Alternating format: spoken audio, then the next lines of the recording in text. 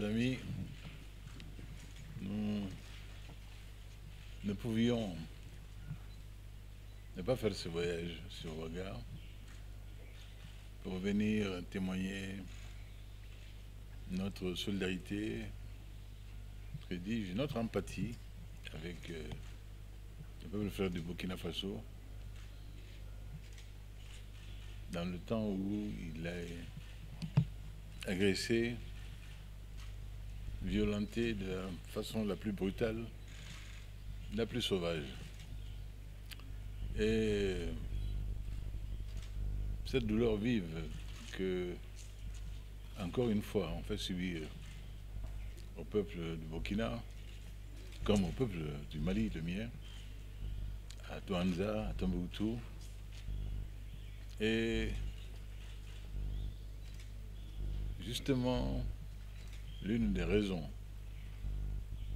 pour lesquelles nous avons estimé devoir unir nos forces, rassembler nos moyens de tous ordres, humains, matériels, d'intelligence, pour faire face à ce monstre hideux, sans visage, qui surgit d'on ne sait où, mais avec le projet déterminé, évident, de massacrer, de tuer, comme on l'a vu ici à Ouaga. Et qui voudrait nous obliger à cesser toute activité, à rester terrés dans nos maisons, l'objectif d'ailleurs de la terreur, qui ne réussiront pas à obtenir. Nous ne pouvions donc ne pas venir à Ouaga, et surtout étant aujourd'hui le président en exercice du G5 Sahel. Mais peu importe que nous le soyons aujourd'hui ou que nous ne l'eussions pas été, nous aurions fait le voyage de Ouaga, comme nous l'avons fait en d'autres temps. Et c'est encore aussi la preuve que ce G5 Sahel, s'il n'existait pas, il faudrait peut-être le créer. Et Dieu merci, il existe. Et sa force conjointe est en phase d'être de mise en place avec sa base opérationnelle qui sera installée, qui est en installation, en cours d'installation à Sévaré. C'est un dur temps qui est imposé à nos peuples, un très dur temps. Nous avons d'autres besoins aujourd'hui que des besoins de renforcement de sécurité, de défense. Nous devrions aujourd'hui ne nous dédier qu'aux tâches de développement pour le seul profit de nos peuples, de la population.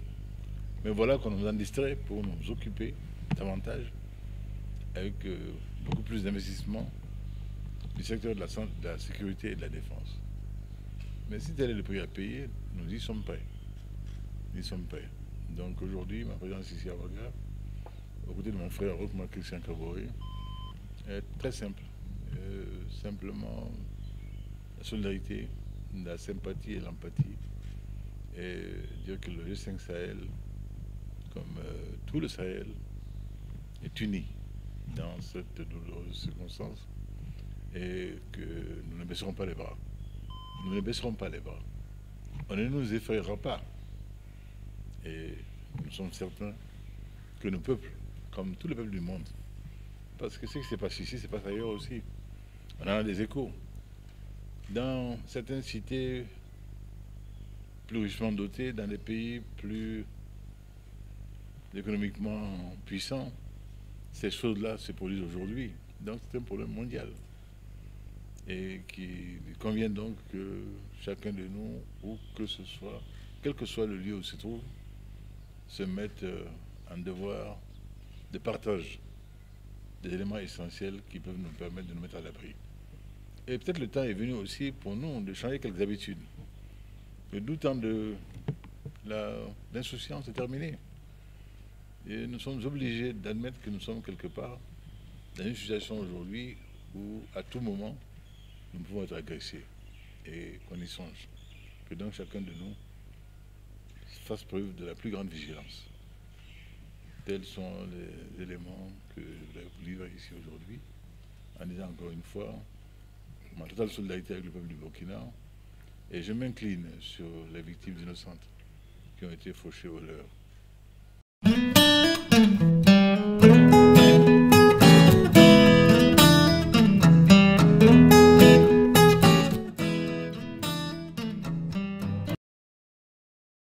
Ich freue mich, dass ich heute die Gelegenheit hatte, zu einem Gegenbesuch. Je me réjouis aujourd'hui d'avoir l'occasion de rendre la politesse d'une visite qu'a effectuée Monsieur le ministre du Burkina Faso chez nous à Berlin en printemps dernier. Aujourd'hui, donc, j'ai l'occasion à mon tour de lui rendre visite ici et nous symbolisons ainsi les bons rapports entre le Burkina Faso et l'Allemagne qui ont trouvé leur point culminant cette année dans la visite du président du Faso chez la chancelière fédérale. Cette visite a été très importante, mais il est également important de donner une continuité à nos rapports entre nos deux pays et notre visite aujourd'hui a l'objectif donc justement de donner une pérennité à nos rapports. De cet événement atroce dans l'entretien avec le président du Faso, mais aussi dans l'entretien avec monsieur le ministre de la Défense, j'ai pu adresser les condoléances du peuple allemand face à cet attentat vilain qui n'est justifié par rien. Donc soyez rassurés, l'Allemagne est à votre côté.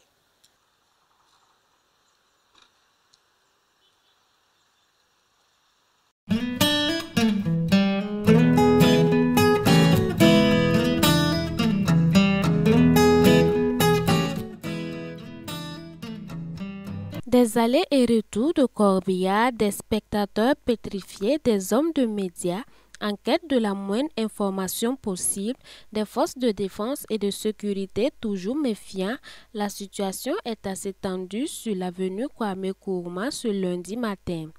Avenue ayant été le théâtre d'une scène macabre dans la nuit d'hier, dimanche 13 août. Les auteurs de la dite scène sont des terroristes djihadistes. Selon les diverses versions recueillies sur place, ils étaient au nombre de 2 pour les uns et 4 pour les autres. Cependant, selon les informations officielles émanant du gouvernement, les terroristes étaient au nombre de 2 et auraient été tous abattus. 20 pertes en vies humaines, plusieurs blessés, le bilan est assez lourd. Et cette maman qui recherche activement son fils qui était avec son ami sur les lieux de l'attaque. L'ami aurait été sauvé mais le fils porté disparu. Qui est à l'hôpital, il a été opéré, il est sorti ce matin, ça va. Il est bien, mais le deuxième, on le trouve pas. Vous avez son nom? Oui, il s'appelle Bilal Deifonda, c'est un Algérien canadien. Un Canadien. C'est un Canadien, la seule d'origine c'est un Algérien. Il était au café? Oui, ils étaient tous les deux amis. Amine il s'est réveillé le matin, il a dit qu'il m'a couvert. C'est lui qui m'a couvert, mais il a reçu des balles sur son dos. Il a dit que je suis sûre que lui, il est mort. Il était sûr, nous lui a dit qu'il n'est pas mort, mais lui, il a dit que je suis sûre qu'il est mort. Mais Bilal, jusqu'à présent, son téléphone sonne, mais lui, il ne répond pas depuis hier. On ne sait pas, il est où, il n'est pas, mais il est mort. Et à El Gadou, il n'y a pas. Son nom, c'est Bilal quoi? Bilal Deifonda. Les assaillants seraient arrivés sur une moto et auraient d'abord fait semblant de percuter un véhicule stationné devant le café Istanbul avant d'ouvrir le feu sur leur cible. Pour nous expliquer un peu ce qui s'est passé. Donc, nous, on est là-bas, on fait les parkings, les motos, les véhicules, nous on garde. Donc, je ne sais pas qu'est-ce qui s'est passé comment. Donc, moi, je suis les bancs là-bas. Donc, ils ont attendu boum. Moi, je ne sais pas c'est quoi. Donc, ils sont levés maintenant pour aller voir. Là qu'ils sont venus les motos pour faire semblant pour courir les véhicules. Donc, moi, comme ici parqué, moi, ils sont allés pour regarder. Au lieu que c'est eux. Donc, moi, je parlais, n'aime pas répondre. Ils sont habillés, blouson, tout était un peu clair. Il n'y a pas de même pas répondre. Donc, même temps que moi, dans le dos, ils ont commencé maintenant pour tirer les traces en même temps. Donc, moi, ils ont paniqué, ils sont tombés sur les traces. Voilà. En même temps qu'ils couraient, ils ont paniqué, tout ça, ils sont tombés sur les traces, on s'est arrivé maintenant. Traverser sur les zéros. Moi, je comprends cette moto, parce que c'était devant moi, face à face. Il n'y a pas quelqu'un qui va parler de moi. Ils sont venus devant moi, pas savoir. Et qu'ils ont commencé à me tirer de là. Nous étions un peu clairs, nous étions un peu noirs. Ils sont bien à Brouson aussi. Avec Brouson, ils ont bien. Voilà. Donc ils ont fait semblant de couper là-bas. Donc moi, ils sont allés pour regarder. Il y a demandé, ils n'ont pas répondu.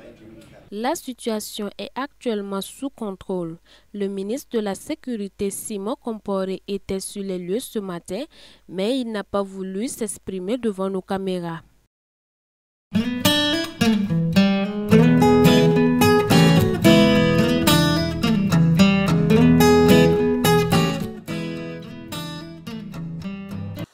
En effet, ce dimanche 13 août 2017, aux environs de 21 h, un commando de 2 jeunes individus de sexe masculin, parvenus à hauteur de l'avenue Kwame Nkrumah sur une motocyclette, a pris d'assaut la pâtisserie Café Aziz Istanbul Restaurant à Ouagadougou. Armés de fusils d'assaut de type AK-47, les 2 assaillants ont ouvert le feu sur les clients du café-restaurant, causant la mort de 18 personnes et blessant plusieurs autres. Grâce à la prompte intervention de nos forces de défense et de sécurité, les 2 assaillants ont été confinés à l'arrière du bâtiment où ils ont été mis hors d'état de nuire. Le bilan provisoire au stade actuel de l'attaque terroriste se résume ainsi qu'il suit. Nous déplorons malheureusement 18 personnes tuées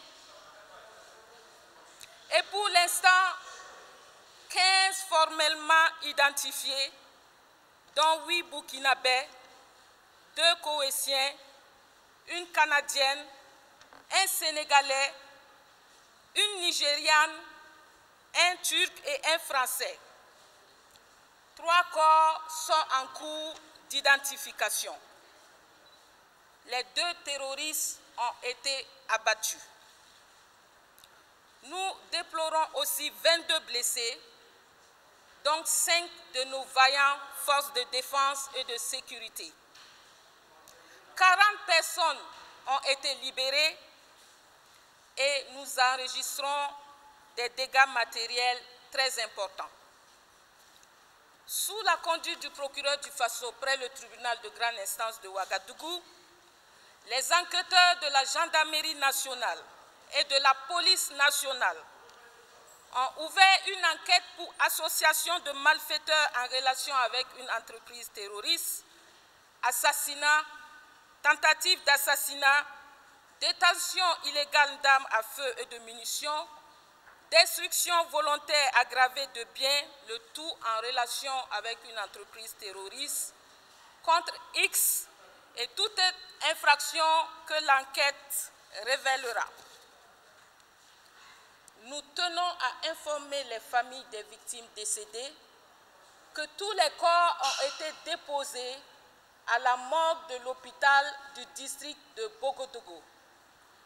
Des actes médicaux légaux étant en cours, un communiqué les invitant à l'identification des corps et à l'enlèvement sera diffusé ultérieurement. Nous présentons nos condoléances les plus attristées aux familles éplorées. Quant aux propriétaires des moyens roulants et tout autre bien retrouvés sur la scène de crime, ils sont invités à prendre contact avec l'équipe d'enquête de la gendarmerie nationale sise au camp Paspanga. Afin d'aider à l'identification des hôtes, des complices ou des facilitateurs éventuels depuis la planification jusqu'à l'exécution de l'attaque terroriste, nous lançons un appel à témoins et invitons toute personne désireuse d'apporter son témoignage à se présenter dans l'une des brigades de gendarmerie de la ville de Ouagadougou ou dans un commissariat de police le plus proche. Voici donc ce que nous pouvons vous dire pour l'instant. Au cours du développement de l'enquête qui est toujours en cours, sûrement que nous aurons d'autres informations avec le déroulé de l'enquête à porter à votre connaissance, mais au stade actuel, c'est ce que nous pouvons vous donner comme information. Je vous remercie.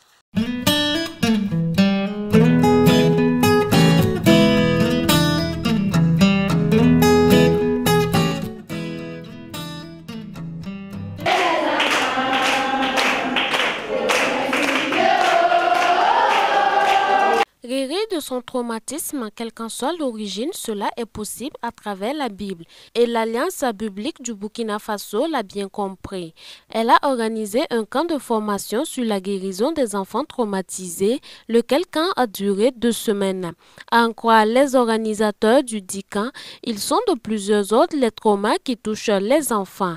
Les uns ont été abusés sexuellement, les autres ont perdu leurs parents sans jamais avoir l'occasion de faire leur deuil. Ils sont venus du Niger, du Mali, du Tchad et naturellement du Burkina Faso, les facilitateurs ayant pris part à cette formation. Les facilitateurs nous ont confié des enfants et à ce groupe, nous avons été beaucoup émerveillés parce que ces enfants nous ont aussi appris, nous sommes venus pour apprendre et aller aussi encadrer les enfants au Tchad. Vous savez, notre pays a traversé beaucoup de guerres et il y a aussi des enfants victimes de traumatisme. Donc c'est pour ça que nous sommes là. Donc avec ces enfants, nous avons appris beaucoup de choses. Et la persévérance a fait ces enfants parce qu'il y avait un jeu où on a commencé ce jeu. Alors ce jeu, tout le monde devait gagner. Alors il y avait une fille qui avait perdu le jeu, mais qui persévérait à pouvoir atteindre aussi le seuil de ce jeu. Donc ça nous a donné beaucoup de courage parce que dans la vie, il faut persévérer. Si tu ne persévères pas, tout redevient sombre. Donc on a appris beaucoup de choses avec ces enfants. Cet enfant, sa maman a disparu. Donc il vit avec son oncle. Et je crois que quand tu n'es pas dans ta famille, l'encadrement n'est pas comme ce que tu veux. Donc ça fait que de temps en temps, elle s'efface d'abord du cercle et puis nous le ramenons ainsi de suite pour pouvoir essayer de récolter ses points faibles et l'aider à pouvoir surmonter. Le but même de ce programme, c'est aider les enfants à pouvoir surmonter les difficultés et reconstruire leur vie. Parce que tu ne peux pas sombrer, parce que la vie a le haut et le bas. Donc il ne faut pas rester plus bas, mais il faut remonter pour te permettre de reconstruire ta vie. On a eu beaucoup de bonnes choses. Parce qu'il s'agit d'aider les enfants à guérir du traumatisme. Et pour qui connaissent que traverse notre sous-région, il y a tellement de cas de terrorisme, des pratiques familiales qui n'honorent pas les enfants. Et donc nous étions là pendant 2 semaines pour apprendre théoriquement, ensuite pratiquer ça avec quelques enfants échantillons pour voir comment nous allons mettre ça en pratique une fois arrivés dans les pays. C'est un enfant dont la maman a osé dire à son papa, tu es trop pauvre et je vais te quitter. Et elle a quitté son mari parce que la maman a dû dire au vu et au su de l'enfant que son papa est trop pauvre et est parti. Cela a marqué l'enfant psychologiquement. Donc il est un peu déstabilisé sur le plan psychologique. Donc il fallait maintenant un soutien de ces genres. C'est le cas le plus frappant de mon groupe. 51 enfants ont pris part à cette 2e édition de la formation dénommée Club de guérison des cœurs. Tous les participants du dit club de guérison ont reçu au terme de ce camp des bibles, des attestations et bien d'autres. La formatrice principale était le docteur Maggie Macomb de American Bible Society.